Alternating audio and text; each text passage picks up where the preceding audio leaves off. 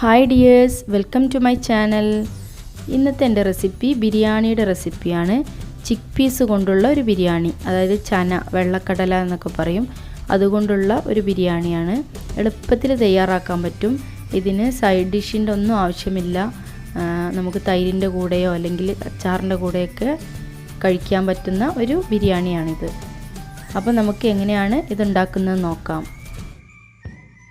ഇതിന് ഞാനിവിടെ എടുത്തത് ഒരു കപ്പ് ചിക്ക് പീസ്. അത് ഒരു ഓവർനൈറ്റ് സോക്ക് ചെയ്ത് വെക്കണം.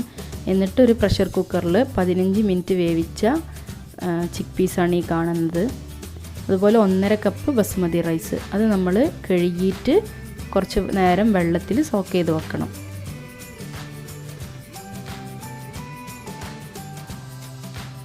ഞാനിവിടെ പ്രഷർ കുക്കറിലാണ് ഈ ബിരിയാണി തയ്യാറാക്കുന്നത്. അപ്പോൾ നമ്മൾ കുക്കർ ചൂടാക്കിയിട്ട് 3 ടേബിൾ സ്പൂൺ ഓയിൽ ഒഴിക്കുക. എന്നിട്ട് 4 ഏലക്കായ, അതുപോലെ 2 കഷ്ണം ബേ ലീഫ്, പിന്നെ 4 ഗ്രാമ്പു, അതുപോലെ 2 സ്റ്റിക്ക് സിനമൺ. അതിനുശേഷം ഞാൻ ഇവിടെ ഉപയോഗിച്ച് 2 മീഡിയം സൈസ് സവാള. എന്നിട്ട് അത് നന്നായി സോട്ട് ചെയ്യണം. ഉള്ളിയൊക്കെ അരിയുമ്പോൾ തിന്നായിട്ട് അരിയുന്നതാണ് ഏറ്റവും നല്ലത്. ഞാനിവിടെ കുറച്ച് വലുതായിട്ടാണ് അരിഞ്ഞിട്ടുള്ളത്.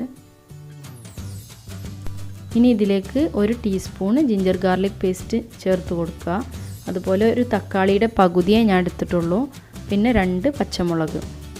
എന്നിട്ട് നന്നായി സോട്ട് ചെയ്യണം.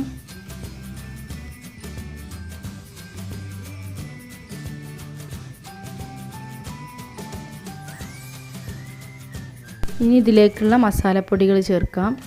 ഒരു 1/4 ടീസ്പൂണ് മഞ്ഞൾപ്പൊടി, അതുപോലെ 1 ടേബിൾ സ്പൂൺ മുളക് പൊടി, 1.5 ടേബിൾ സ്പൂൺ ഗരം മസാലയുടെ പൊടി. ഗരം മസാലയുടെ പൊടിയാണ് ഏറ്റവും കൂടുതൽ ഇതിലേക്ക് ചേർക്കുന്നത്. എന്നിട്ട് നന്നായി ഇളക്കി കൊടുത്തതിന് ശേഷം നമുക്ക് നേരത്തെ ബോയിൽ ചെയ്ത ചിക്ക് പീസ് ആഡ് ചെയ്യാം. മെയിൻ ഇൻഗ്രീഡിയൻ്റ് ആയിട്ടുള്ള നമ്മുടെ കടല ആഡ് ചെയ്ത് കൊടുക്കാം. ഇതൊരു 2-3 മിനിറ്റ് നന്നായി ഇളക്കി കൊടുക്കണം. അതിനുശേഷം നമുക്ക് മല്ലിയില ചേർത്ത് കൊടുക്കാം. പിന്നെ നമ്മൾ നേരത്തെ വാഷ് ചെയ്ത് സോക്ക് ചെയ്ത റൈസ്, ബസ്മതി റൈസ് ചേർത്ത് കൊടുക്കാം. ഈ റൈസിലേക്ക് ആഡ് ചെയ്യാനുള്ള ചുടുവെള്ളം ഞാൻ നേരത്തെ റെഡിയാക്കി വെച്ചിരുന്നു. അത് എങ്ങനെയെന്ന് വെച്ചാൽ 1 കപ്പ് അരിക്ക് 1.5 കപ്പ് വെള്ളമാണ് ഞാൻ ചൂടാക്കാൻ വെച്ചത്. നല്ല തിളച്ച വെള്ളമായിരിക്കണം ഇതിലേക്ക് ഒഴിക്കേണ്ടത്.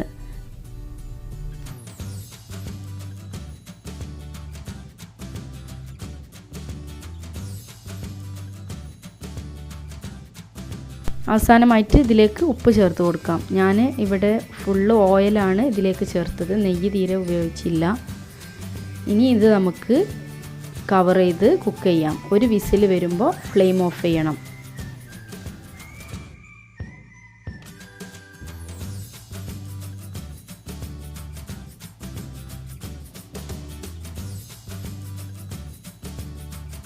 അപ്പോൾ നമ്മളുടെ ബിരിയാണി റെഡി ആയിട്ടുണ്ട്. നല്ല ടേസ്റ്റാണ്.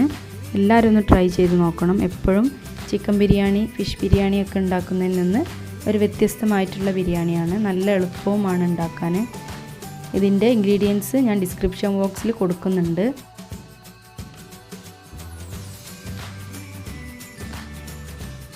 പുതിയൊരു വീഡിയോയുമായി ഇനിയും കാണാം. താങ്ക്